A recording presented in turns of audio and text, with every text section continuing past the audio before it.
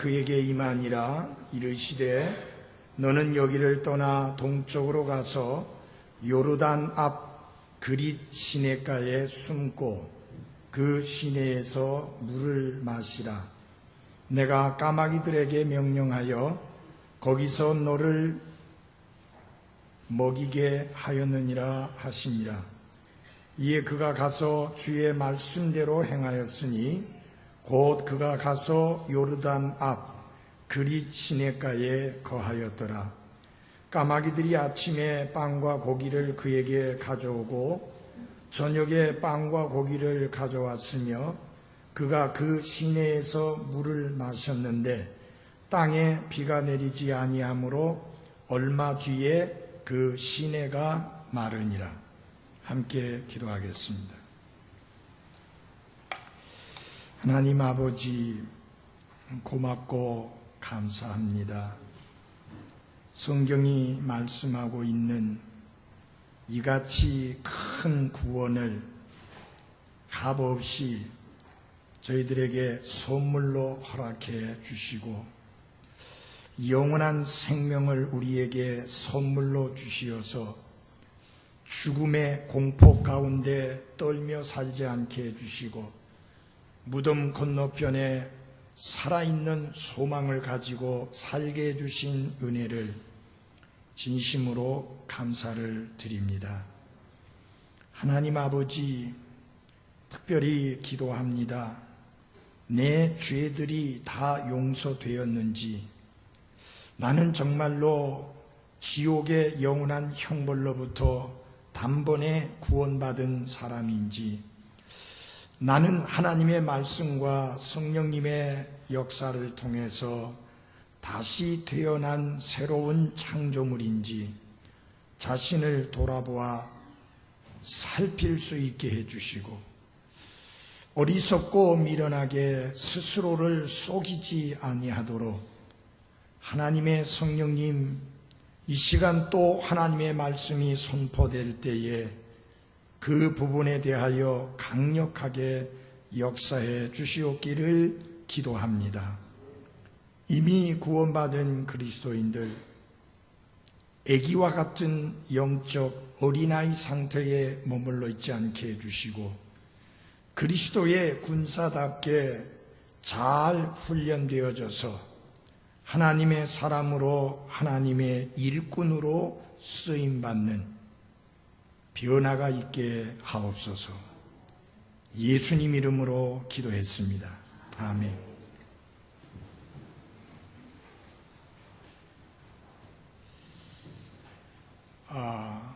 논산에 가면 육군 신병들을 위한 훈련소가 있습니다.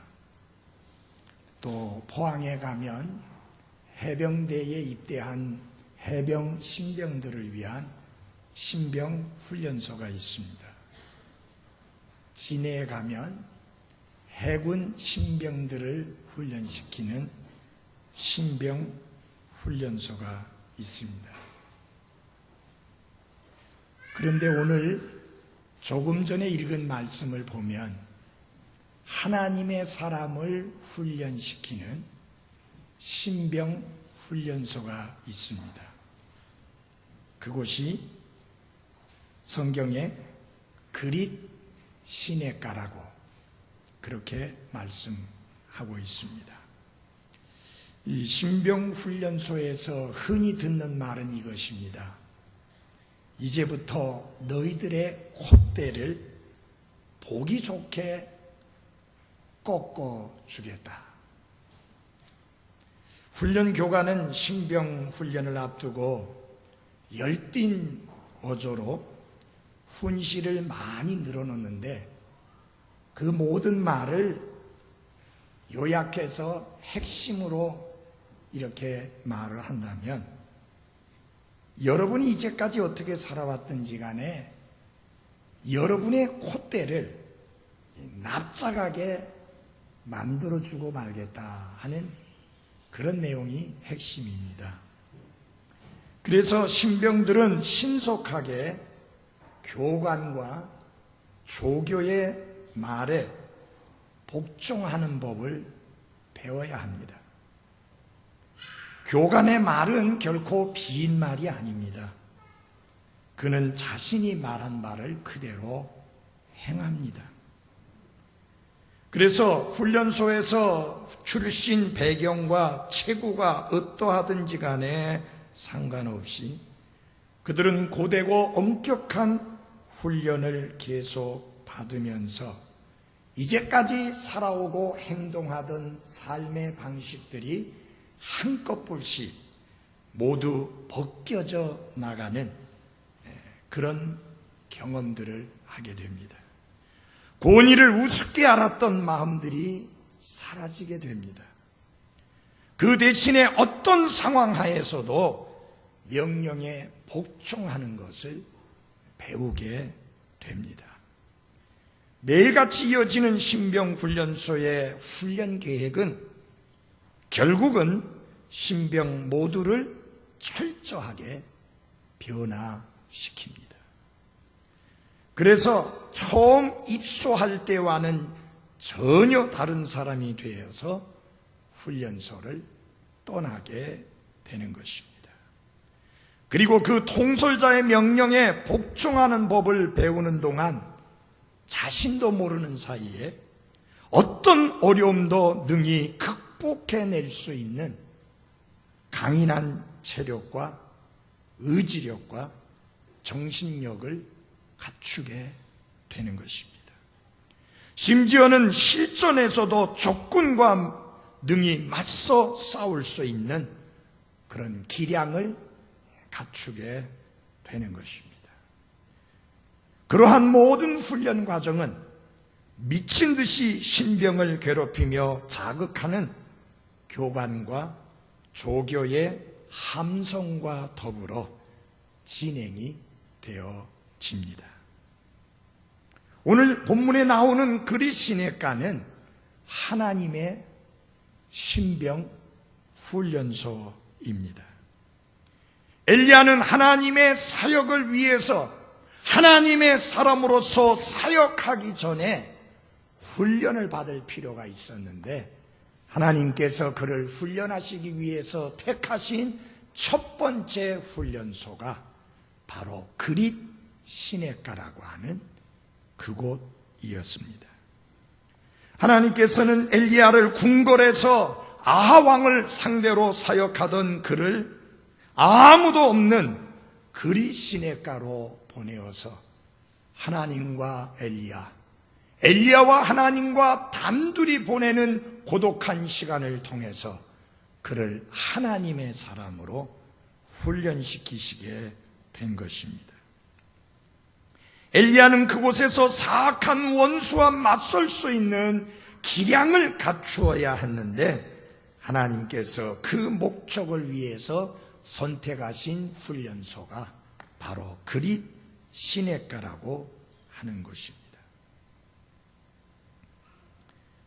엘리야는 하나님의 대언자였지만 아직은 참된 의미에서 하나님의 종이라고 할 수 없는 그런 상태였었습니다. 그래서 우리가 여기 17장 1절에 보면은 엘리야를 소개하면서 이렇게 소개되고 있습니다. 길르앗 거주민 디셉 사람 엘리야, 이렇게 소개되고 있습니다. 다시 말하면 그는 하나님의 사람 엘리야라고 그렇게 소개되고 있는 게 아니라 디셉 사람 엘리야라고 이렇게 소개되고 있습니다. 하지만 17장이 끝나는 24절에 가보면 그가 그릿 시내가와 그리고 사르밧이라고 하는 곳에서의 두 번째 훈련과 그리고 죽은 자를 일으키는 특별한 훈련을 받고 난 이후에 그는 하나님 앞에서 뿐만 아니라 사람 앞에서도 하나님의 사람이라고 일컬어지게 됩니다. 24절을 보시기 바랍니다. 17장 24절입니다. 그 여인이 엘리야에게 이르되 이로써 내가 이제 당신은 하나님의 사람이시요 당신의 입에 있는 주의 말씀은 진리인 줄 아나이다 하니라. 디셉 사람 엘리야, 그는 마침내 사르밧 과부라고 하는 한 여인에게도 하나님의 사람이라고 일컬어지는 놀라운 변화가 일어나고 있는 것을 볼 수 있습니다. 디셉 사람 엘리야가 하나님의 사람 엘리야로 바뀌어지는 그런 광경입니다. 결국 엘리야가 1절로부터 24절에 이르는 동안에 일종의 신병 훈련을 거쳐서 그는 단순한 디셉 사람에서 하나님의 사람 엘리야로 바뀌어지게 된 것입니다. 사랑하는 그리스도인 여러분, 엘리야에게만 이와 같은 신병 훈련소가 필요했던 것이 아니라 하나님이 들어쓰셨던 많은 하나님의 사람들이 그들이 하나님 앞에 놀랍게 쓰임받기 전에 신병 훈련소에서 특별하게 훈련을 받은 사실을 볼 수 있습니다. 요셉은 이집트라고 하는 고난의 훈련소에서 믿음의 사람으로서의 훈련을 받았습니다. 모세는 미디안 광야라고 하는 고독한 현장에서 하나님의 사람으로서의 자질을 갖춘 사람으로 훈련을 받았습니다. 다윗은 이스라엘의 왕으로 새롭게 출현할 때까지 사울을 피해 온 이스라엘 전역을 도망다니면서 통일 이스라엘의 왕으로 군림할 준비와 훈련을 받게 되었던 것입니다. 그렇습니다. 그들에게는 훈련이 필요했습니다. 마찬가지로 여러분과 제가 하나님의 자녀로서, 그리스도인으로서, 그리스도의 군사로서, 하나님의 사람으로서 정말 하나님 앞에 쓰임받고 하나님이 기뻐 받으실 만한 그런 모습의 그리스도인의 모습이 드러나도록 하기 위해서는 우리에게도 영적인 훈련이 필요하다고 하는 사실입니다. 엘리야에게만 필요한 것이 아니라 하나님의 자녀로서 정말 빛나는 그리스도인으로서의 삶을 살기를 원한다면 반드시 이와 같은 훈련을 필요로 하게 되는 것입니다. 하나님이 기뻐 받으실 만한 하나님의 사람이 되는 것, 하나님이 기뻐 받으실 만한 아름다운 간증을 보이는 그리스도의 모습을 보이는 것, 하나님이 기뻐하실 만한 다시 태어난 하나님의 자녀로서의 모습을 보이는 그런 모습이 되는 것은 하루아침에 되어지는 것은 결코 아닙니다. 반드시 훈련이라고 하는 과정이 필요하게 되는 것입니다. 어쩌면 그 훈련은 여러분의 삶의 현장에 이미 시작되었는지도 모릅니다. 어쩌면 하나님께서 그 훈련의 현장을 지금 여러분을 위해서 준비하고 계신지도 모릅니다. 어쨌든 이런 하나님의 훈련장과 훈련소를 거쳐나가면서 우리는 하나님께서 원하시는 그런 모습의 그리스도인으로 변화되기 위해서 반드시 훈련을 받아야만 하는 것입니다. 여기 열왕기상 17장 2절로부터 7절까지의 말씀을 우리가 바르게 이해하는 데 있어서 중요한 4가지 단어가 있습니다. 먼저 그 4가지 단어를 말씀드리고 이 내용에 대해서는 다음 주부터 좀 더 자세히 말씀드리기로 하고 먼저 이 4가지 단어를 말씀을 드립니다. 첫 번째 단어입니다. 다 같이 한번 해봅시다. 명령. 먼저 이 말씀 가운데 보면은 하나님께서 엘리야에게 명령하시는 말씀이 나옵니다. 어떤 명령입니까? 그리 시내가에 가서 숨어라 하는 것입니다. 받아들이기 쉽지 않은 명령입니다. 아무도 없는 곳에 가서 숨어 있어라 하는 명령입니다. 때로는 하나님이 우리에게 말씀하시는 명령이 아멘하고 받아들이기가 쉽지 않은 명령일 때가 있습니다. 빌립이 사마리아에서 놀랍게 복음을 전하며 많은 복음의 열매를 맺고 있었는데 어느 날 갑자기 하나님의 성령께서 말씀하시기를 저 가자라고 하는 사막으로 내려가거라 명령을 하십니다. 이해가 안 되는 명령입니다.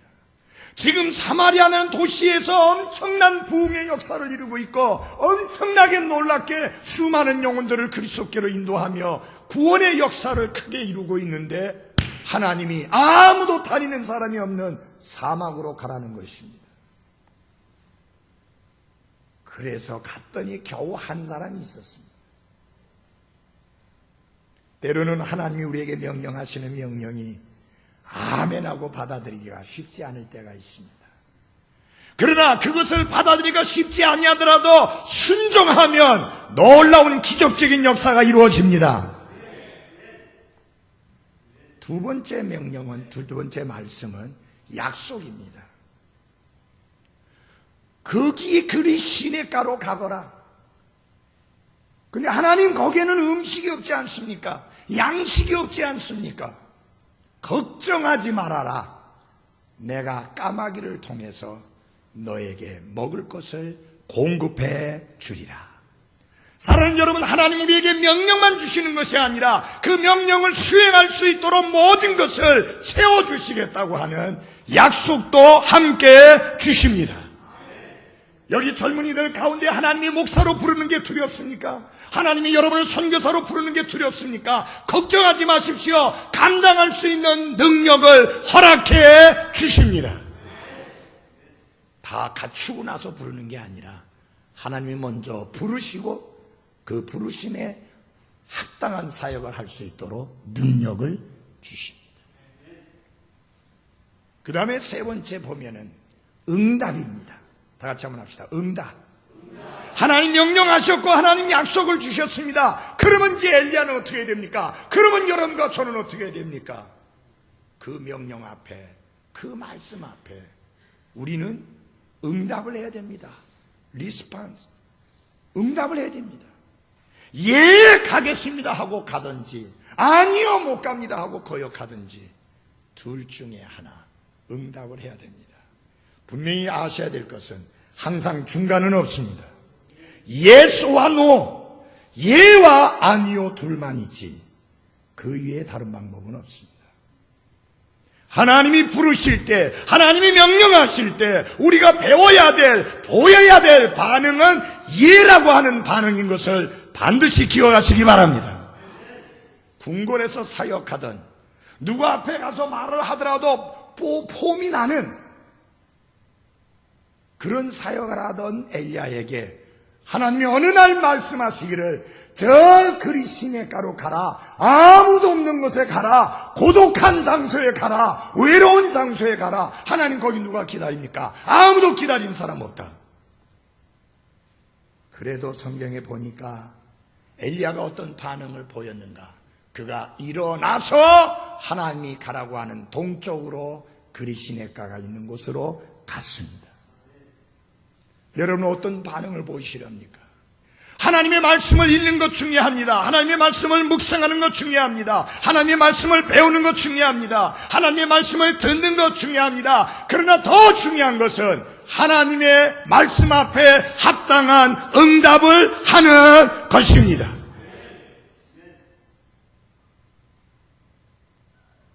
저는 42년 이상 설교를 해왔습니다. 신학교 때 설교한 것까지 합한다면 1965년도에 제가 제 생애 첫 번 설교를 했으니까 지금 벌써 몇 년입니까? 47년 동안 설교했습니다. 설교를 계속하면서 내 마음속에 오는 부담이 뭔지 압니까? 내가 이렇게 목이 터져라고 외치는데도 불구하고 그 말씀에 합당한 응답을 하지 않는 사람들입니다. 내 마음이 이렇게 답답하고 내 마음이 이렇게 무겁겠거든 하물며 하나님의 마음은 얼마나 답답하고 얼마나 무겁겠는가 하는 생각을 해봅니다. 여러분, 우리 어차피 그리스도인이 되었고 우리의 목숨이 다하는 그날까지 그리스도인으로 살기로 작정했습니다. 그렇다면 이제 하나님의 말씀 앞에 올바르게 응답을 하며 멋진 그리스도인의 삶을 살아가십시다. 도대체 그리스도인도 아니고 불신자도 아닌 해괴망측한 삶으로 살아가지 맙시다. 그 다음에 중요한 게 다 같이 합시다. 시험. 응답을 했어요. 그래서 갔습니다. 우리가 결단을 내렸을 때 하나님은 우리의 결단에 대하여서 잘했다 그리고 끝나는 게 아니라 과연 우리가 결단한 대로 그대로 마지막 순간까지 그렇게 살아가는지 우리를 시험해 보시는 거예요. 그래서 그 시험을 통해서 우리가 단련되어지고 연단되어져서 하나님의 사람으로 빚어지게 되는 것입니다. 그래서 이 네 가지를 기억하시기를 바랍니다.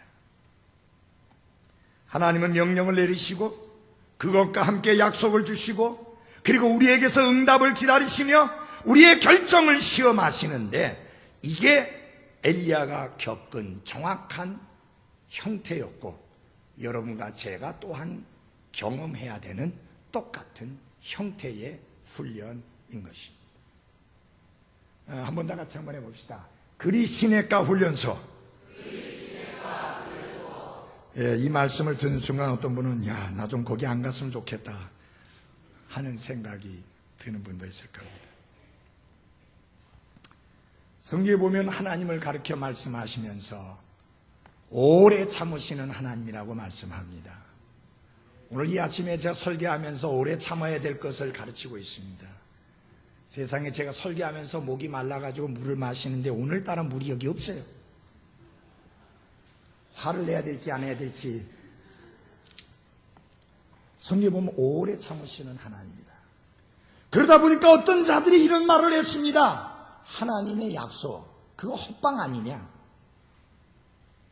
뭐 이런 말씀 저런 말씀 해놓고 제대로 실제로 그렇게 되고 있지 않지 않느냐. 자, 예수님 다시 오신다 다시 오신다 다시 오신다 했는데 이미 2000년 전에도 사람들이 예수님 다시 오신다 하더니 왜 안 오느냐 하고 비웃고 조롱하는 자들이 있었습니다. 2000년이 지난 지금 오죽하겠습니까? 근데 과연 그러면 하나님의 약속을 잊어버리신 것이냐? 하나님은 그 말씀을 포기하신 것이냐? 아닙니다.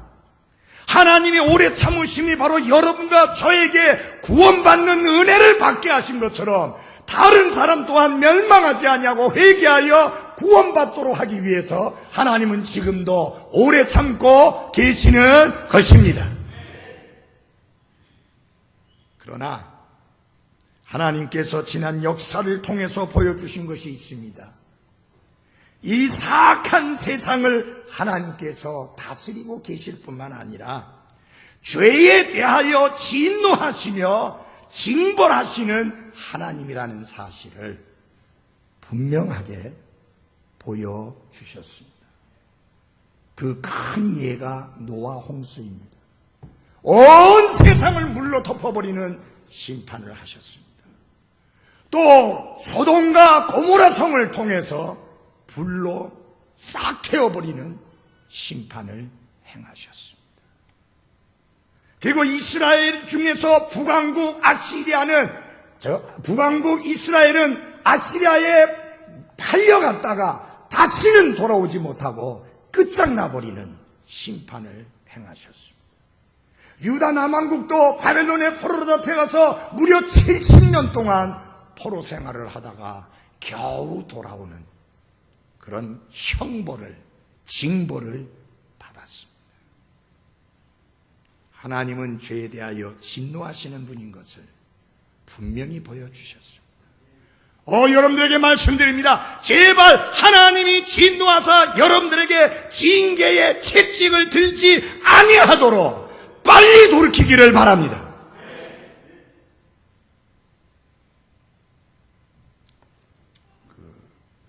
블랙박스 학원의 고3아이 하나가 신호대 앞에 서 있다가 그랬는지 건너다가 그랬는지 어쩌면 다른 사람하고 이렇게 조금 부딪혔던 모양입니다. 그 미친놈이 그 고3 학생을 주먹을 날려서 그 고3 학생을 때렸는데, 어떻게 때렸는지 모르겠지만 턱뼈가 다 나가버렸어요. 지금 이도 못 써요. 그리고 병원에 입원해 있습니다. 단 한 번의 주먹에 턱뼈가 다 나가버렸어요. 전혀 생각지 못한 일이, 우리의 삶에는 전혀 생각지 못했던 일이 일어날 수 있습니다. 사람의 주먹이 그렇게 무섭겠거든 하나님의 손은 더 두렵다는 것을 잊지 마십시오. 제발 경고하거니와 하나님의 경고를 가볍게 여기지 말기를 바랍니다. 특별히 젊은이들 정신 차리십시오. 그렇게 살 때가 아닙니다. 제발 그렇게 살지 마십시오. 하나님이 여러분에게 주신 삶의 기회, 너무너무 귀중한 기회입니다. 하나님은 여러분을 얼마나 사랑하는지 아십니까? 여러분 혼자만 이 땅에 존재한다 할지라도 하나님은 예수 그리스도를 이 땅에 보내셔서 여러분의 죄들을 대신해서 죽게 하실 만큼 여러분을 사랑하십니다. 왜 내가, 이런 사랑을 받은 내가 함부로 살고 내 마음대로 살고 내 멋대로 살면서 계속해서 하나님을 욕되게 해서 되겠습니까? 이스라엘 백성들은 오랫동안 평화와 번영을 누려왔습니다. 그러나 그들은 하나님을 멸시하고 하나님께 등을 돌리고 뻔뻔스럽게도 바알이라고 하는 우상을 경배함으로써 하나님을 모욕했을 뿐만 아니라 하나님의 진노를 일으켰습니다. 하나님은 몹시 분노하셨고, 그리고 더 이상 그 백성들을 참으실 수 없게 되었습니다. 그 막대먹은 백성을 엄하게 징벌하실 때가 결국은 오게 된 것입니다. 그래서 하나님께서 엘리야를 아합 왕에게 보내어 하나님이 어떤 식으로 징벌할 것인지, 그리고 그 징벌의 기간이 얼마나 오래 계속될 것인지 그것을 분명하게 선포하게 했습니다. 그 내용이 17장 1절 아닙니까? 우리 한 번 더 읽읍시다. 길라 거주민 디셉 사람 엘리야가 아합에게 이르되 내가 서서 섬기는 주 이스라엘의 하나님께서 살아계심을 두고 맹세하노니, 그 다음에 다 같이 읽겠습니다. 시작. 내 말이 있지 아니하면 이 몇 년 동안 이슬이나 비가 있지 아니하리라 하니라. 아멘.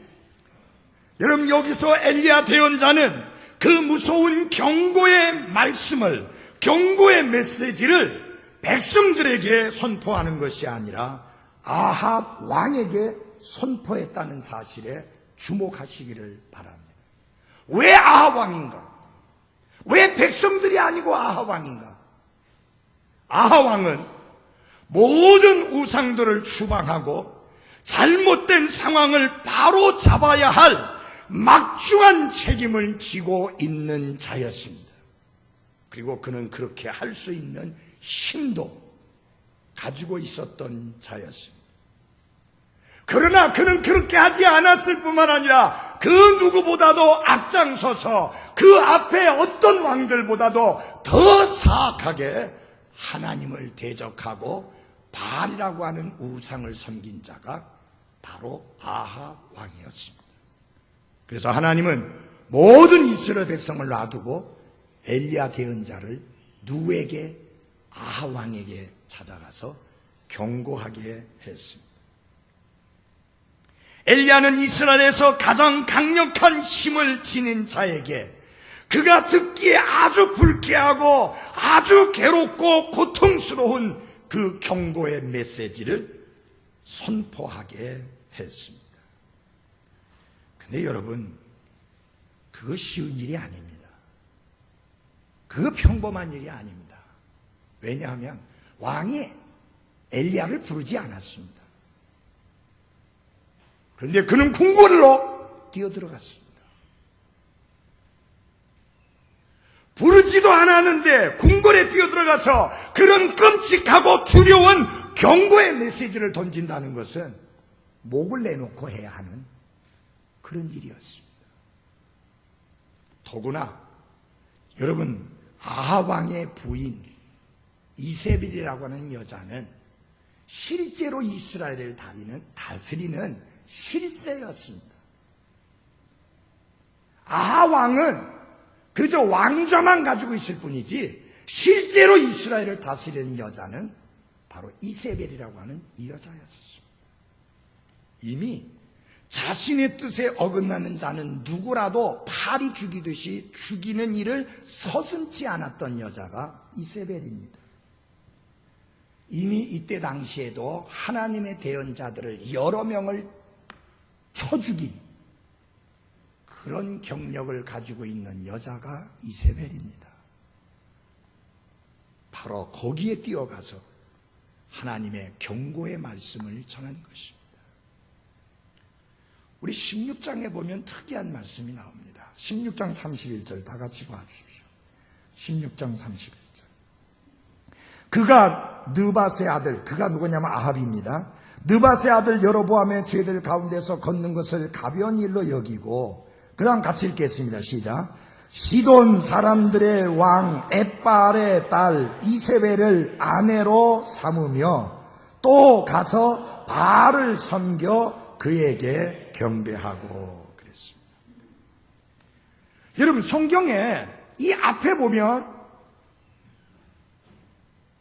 여기 왕들 중에서 왕들 부인에 대한 이름이 하나도 언급이 안 됩니다. 앞쪽에 그 여러 왕들에 대해서. 유독 아합 왕 그의 부인 왕비 이세벨에 대해서는 언급을 하고 있는데 그 부모가 누군지, 출신 배경이 무엇인지, 이름이 무엇인지 정확하게 나와 있습니다. 그 이유는 도대체 이스라엘을 바알 숭배라고 하는 끔찍한 죄악의 구렁텅이로 몰아넣은 장본인이 누구냐, 그 배경이 누구냐 하는 것을 가르치기 위함입니다. 여러분, 결혼 잘해야 돼요. 아합은 결혼 잘못해갖고 쫄딱 망한 놈 중에 하나고, 그뿐만 아니라 이스라엘을 큰 바알 숭배의 죄악에 파묻히게 한 그런 책임자인 것입니다. 그 여자가 오면서 바알이라고 하는 우상을 들고 와서 바알이라는 우상을 숭배하게 하는 그런 죄악들을 퍼뜨리게 된 것입니다. 한 여인 때문에, 한 여자 때문에 이렇게 끔찍한 일이 벌어졌습니다. 여기 형제들, 결혼할 때 제대로 하세요. 겉껍데기 보고 한눈에 반했다고 하는 미친 소리 하지 말고 기도하고 성경적인 여인을 아내로 맞아서 성경적인 결혼 생활을 해나가기 바랍니다. 자매들도 마찬가지고요.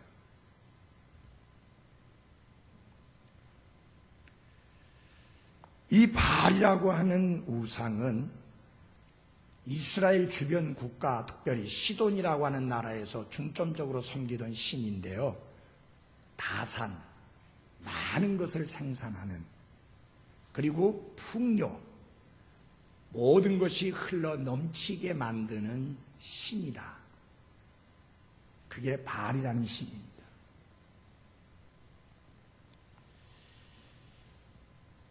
여러분, 분명히 아십시오. 하나님은 가나안 땅을 인도해드리고 그들에게 허락하시겠다고 약속하시면서 젖과 꿀이 흐르는 땅이라고 그랬습니다. 모든 것이 풍성하고 넘치는 땅이라는 이야기입니다. 그리고 그걸 누가 주신다고 했느냐 하면은 하나님이 주신다고 말씀하셨습니다. 근데 바알이라고 하는 우상을 데려온 이세벨과 아합은 주 하나님이 그걸 주는 게 아니라 바알이라고 하는 신이 그런 것을 준다, 그렇게 바꿔놓은 것입니다. 그래서 주 하나님, 이스라엘의 하나님은 죽었고 이제 바알신이 살아있다. 이렇게 바꾸어 놓은 것이 바로 아합과 이세벨이 한 짓거리입니다. 참 끔찍한 일입니다. 근데 여러분, 그때 그 사건으로만 끝난 게 아니라 오늘 이 시대에도 현대판 바알 우상이 있습니다. 풍요가, 부유함이 최고의 가치가 되는 사회, 부유함과 풍요함이 그것을 위해서 모든 것을 희생하려고 하는 사회, 이 사회야말로 바알신을 숭배하는 사회라고 말할 수밖에 없습니다. 우리나라에 제일 많이 팔리는 책 중에 하나가 뭔지 아시죠? 부자 되는 법. 산더미처럼 쌓여 있습니다. 책방에 가면 사람들이 미친 듯이 그 책을 사서 읽어보면서 부자가 되려고, 풍요로운 삶을 누려보려고 혈안이 되어 있습니다. 현대판 바알을 섬기고 있는 것입니다. 부자만 되면, 풍요로운 삶만 있으면 모든 것이 다 해결될 것처럼 잘못된 가치관을 가지고 있는 사회, 바로 이것이 바알 우상을 섬기는 사회 아니겠습니까? 근데 무엇보다도 안타까운 것은 교회조차도 사정이 다르지 않다고 하는 것입니다. 오늘날 한국 교회의 강단에서 선포되는 설교들 중 상당수가 그 초점을 성공과 번영에 맞추고 있다고 하는 사실. 여러분, 그런 설교들은 본질상 바알 신앙과 조금도 다를 바가 없습니다. 특별히 하나님의 영광을 위해서 그리스도인들은 불신자들보다 더 잘 살아야 한다고 하는, 그야말로 반박하기 어려울 만큼 매끄러운 기독교적 바알 신앙이 교회를 집어삼키고 있다고 하는 사실.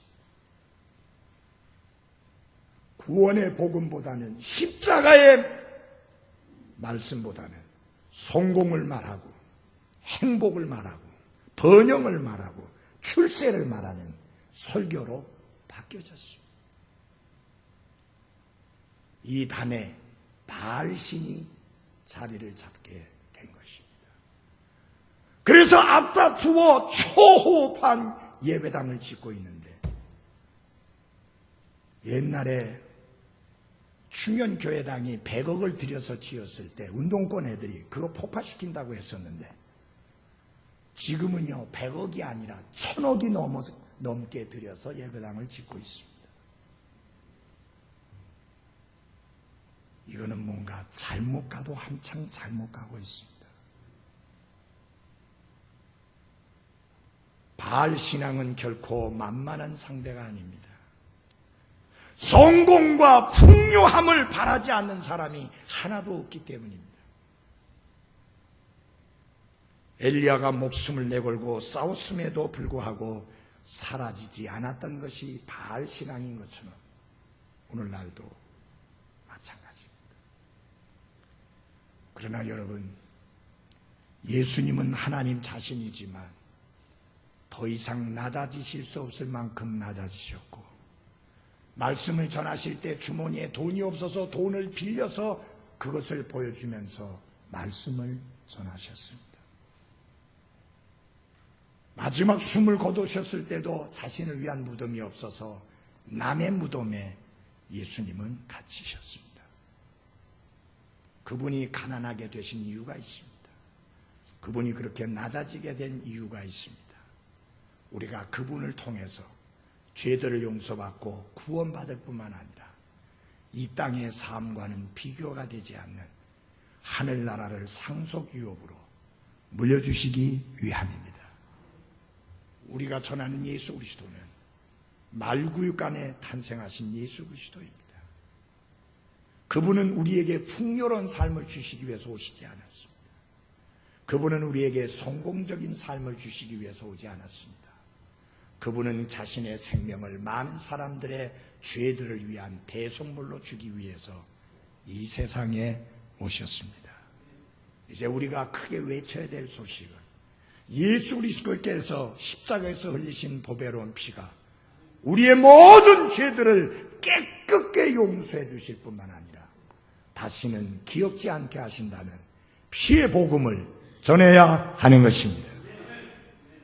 사랑하는 그리스도인 여러분, 엘리야는 당시에 자기와 같이 주 이스라엘의 하나님만이 살아계신 하나님이라는 신앙을 가진 자가 눈에 드러나게 보이는 사람이 한 사람도 없었지만 그는 분명한 확신을 가지고 우뚝 섰습니다.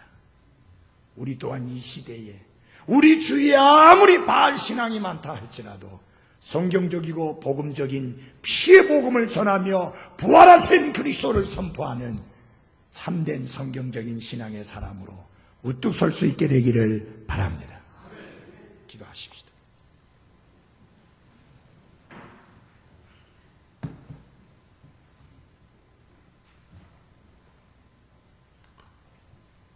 하나님 아버지, 기도합니다. 우리의 믿음을 더욱 강하게 해 주옵소서.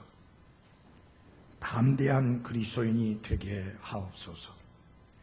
엘리야와 같이 내 주위에 성경대로 믿고 성경대로 가르치고 성경대로 생활하고 성경대로 순종하는 그리스도인들이 거의 보이지 않는다 할지라도 성경이 가르치는 대로의 믿음을 꿋꿋하게 지켜나가는 엘리야와 같은 확신의 사람으로서의 모습과 강하고 담대한 하나님의 사람으로서의 모습을 잘 드러내 보일 수 있도록 저희들을 굳게 세워 주옵소서. 주님을 따르렵니다. 사람들이 뭐라고 말해도 어떤 유혹과 시험이 와도 주님만 따르렵니다라고 고백할 수 있는 신앙들이 되게 해 주옵소서. 내 주 되신 예수님을 더욱더 사랑한다라고 고백할 수 있는 믿음들 되게 하옵소서. 주님보다 더 귀한 것이 없다라고 고백할 수 있는 그런 믿음의 사람들이 되게 하옵소서. 예수님 이름으로 기도했습니다. 아멘. 다 같이 일어나셔서 찬양하십시오.